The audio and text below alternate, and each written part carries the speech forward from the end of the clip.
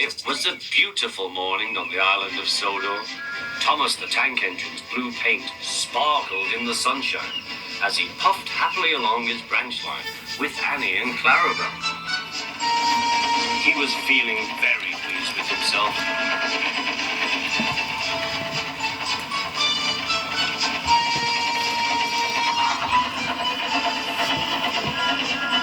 "Hello, Thomas," whistled Percy. "You look splendid."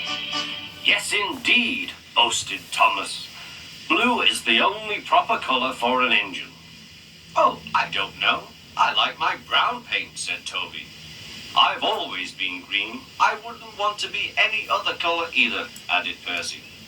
Well, anyway, huffed Thomas, "blue is the only color for a really useful engine. Everyone knows that."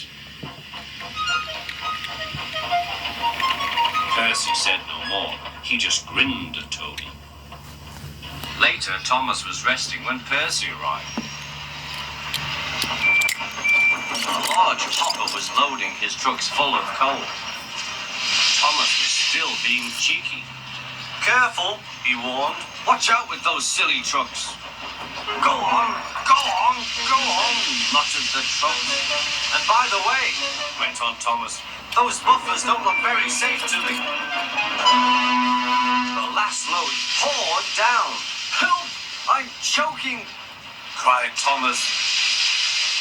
"Get me out!" Percy was worried. He couldn't help laughing. Thomas's smart blue paint was covered in coal dust from smoke box to bunker. "Ha ha," chuckled Percy. "You don't look really useful now, Thomas.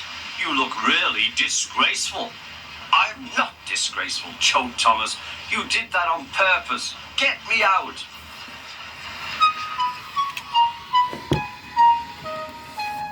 It took so long to clean Thomas that he wasn't in time for his next train.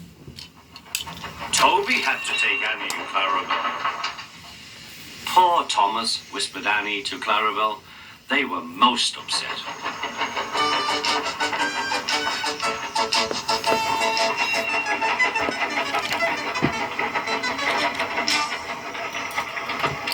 Thomas was grumpy in the shed that night.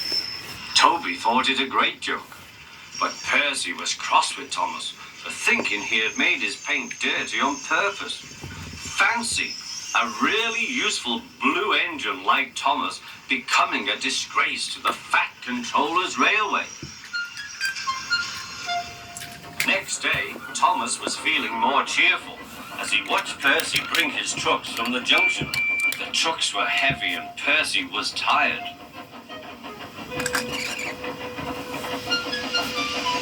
"Have a drink," said his driver, "then you'll feel better."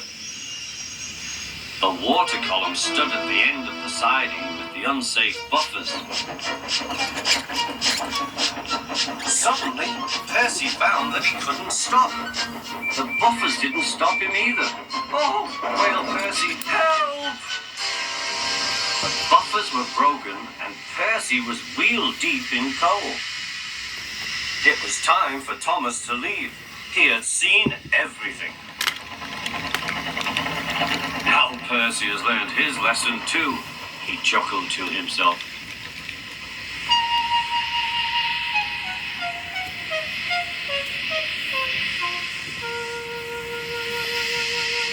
That night, the two engines made up their quarrel.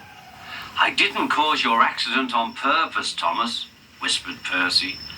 "You do know that, don't you?" "Of course," replied Thomas, "and I'm sorry I was cheeky. Your green paint looks splendid again, too. In future, we'll both be more careful of coal."